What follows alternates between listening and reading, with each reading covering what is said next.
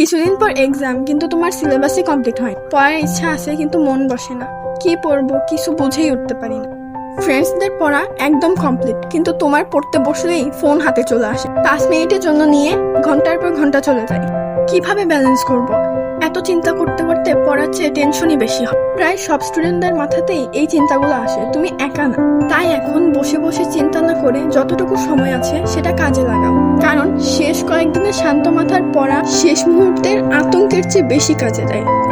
ছোট ছোট টার্গেট বানাও, পুরো বই দেখে ভয় পেও না। আজ কোন চ্যাপ্টার পড়বা সেটা ঠিক করো। ফোনের টাইম কমাও, পড়তে বসার সময় ফোনটা দূরে রাখো। 25 থেকে 30 মিনিট পরে 5 মিনিটের ব্রেক নাও।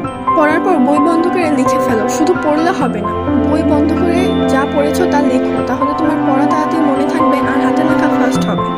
গুরুত্বপূর্ণ লাইন মার্ক করে রাখো, তাহলে রিভিশনের সময় পুরো চ্যাপ্টার পড়তে হবে না। মুখস্থ করার চেয়ে বুঝে পড়ার চেষ্টা করো। বুঝে পড়লে সহজে মনে থাকে। কিছুক্ষণ পড়ার পর 5 মিনিটের একটা ব্রেক নাও।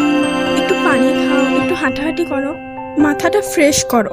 মাথায় বেশি চাপ নিয়ে পড়ে কোনো লাভ নেই, কিছু মনেই থাকবে না। প্রতিদিন অল্প অল্প পড়লেও সেটা না পড়ার চেয়ে অনেক ভালো।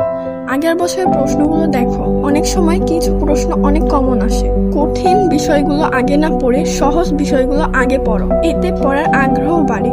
বন্ধুদের কতটুকু পড়া হয়েছে সেটা নিয়ে চিন্তা করো না, নিজেকে কখনো অন্যের সাথে তুলনা করো না। আর ঘুম আর খাওয়া দাওয়াকে একেবারে ইগনোর করো না।